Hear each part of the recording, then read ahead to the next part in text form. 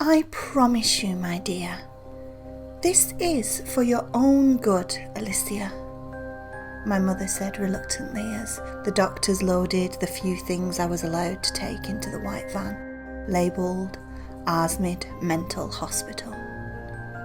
If it wasn't clear, my mother is shipping me off to a mental institution. Not because I'm crazy or in the least bit mental, but because I'm different. Mum says I've had my disability since I was a child. I've always been able to see things before they actually happen. She says that I must have got it from my father, whom I have never met. She says I get a lot of things from him. I don't understand why she had never let me meet him. Did it ever cross her mind that he could have helped me with my disability? I guess not. As the men closed the van doors, I shook my head disapprovingly at my mother through the window and watched her look away from me, feeling too much shame for what she had done to even look at me. The hospital wasn't like what you see in the movies. It wasn't scary, but at the same time, it wasn't nice. It felt dull. Everything about it felt bland. Everything was dull grey and all the patients had bleak expressions, yet all the workers had fake plastic, even Barbie-like smiles plastered to their faces. I now understand why these people never left. There is no way you can get better if you're in a place like this. It would make anyone crazy. They told me my mother had said I wasn't violent, but I also wasn't very social.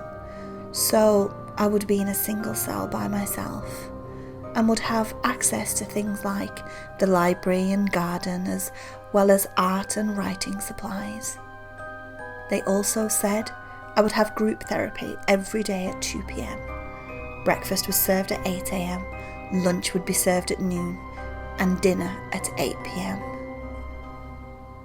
A few weeks passed and I didn't really like group therapy.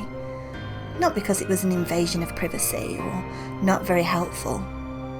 I just already knew what was going to happen and what we were going to speak about. I fiddled with the small metal cross that hung around my neck as 2 p.m. rolled around to 4 p.m. and we were released from therapy. The way therapy was set up was that everyone had group therapy from 2 p.m. to 4 p.m. but in separate rooms. When we were released, it was like walking into a school hallway, right after the bell rang for the next class.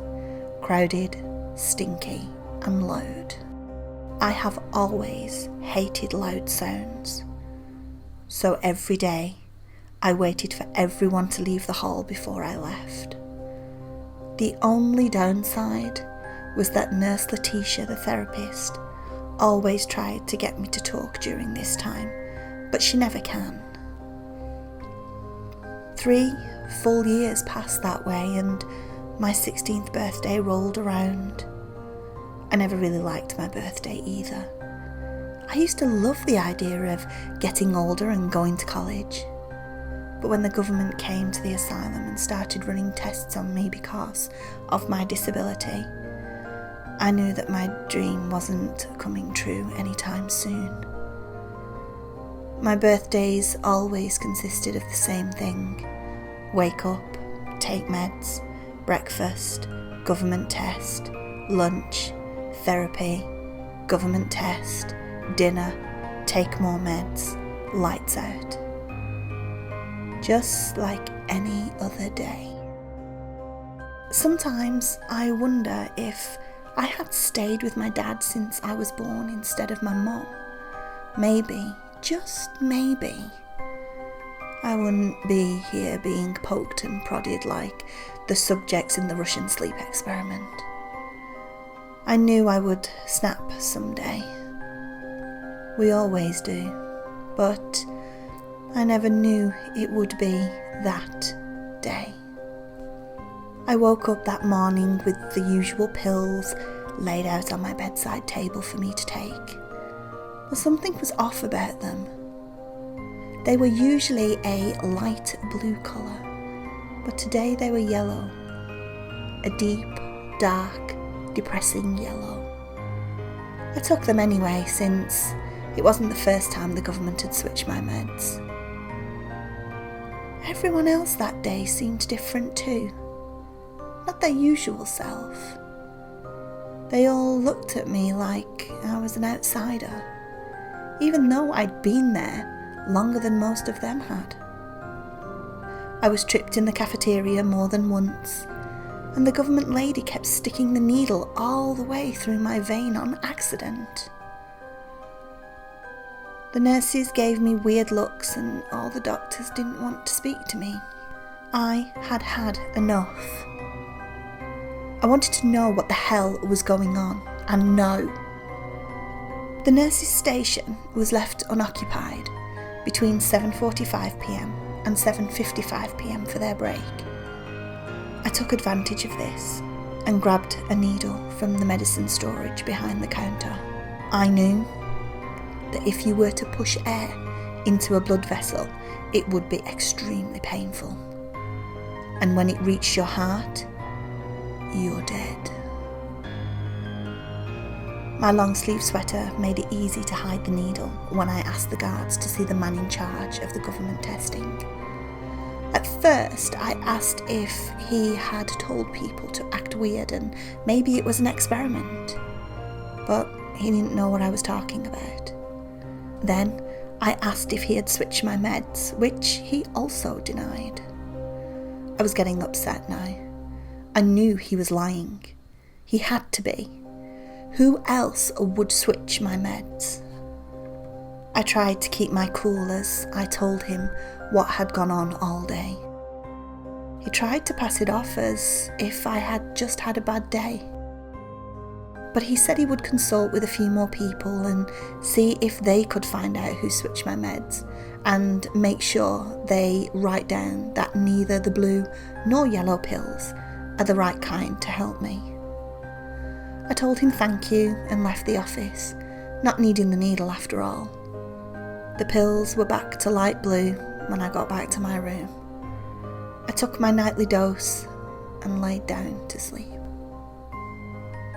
The next morning, I wasn't called for testing like usual, but I didn't think anything of it.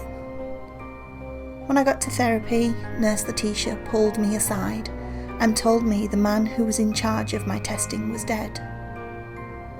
She said they ruled it a suicide because he supposedly took a needle and pumped his jugular vein full of air. I don't know why she felt it was a good idea to tell a 16-year-old girl in a mental asylum that the man who was treating her killed himself, but she felt like I needed to know, I guess. I knew he didn't do it though. He couldn't have. I know I did it. It was so obvious that I did.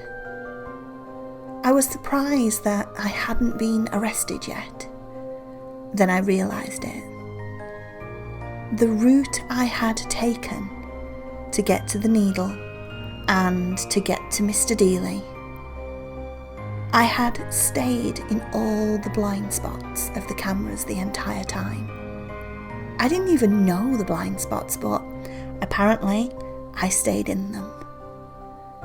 The needle had been in the first aid kit, so it wouldn't be missing from the log.